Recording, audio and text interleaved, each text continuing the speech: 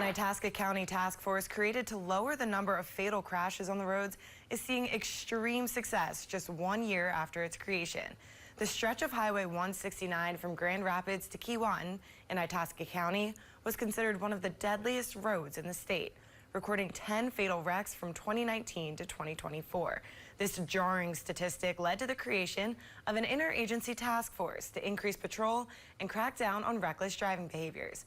Today, the Minnesota State Patrol announced there have been 0 deaths along that stretch of road in the last year since the task force creation.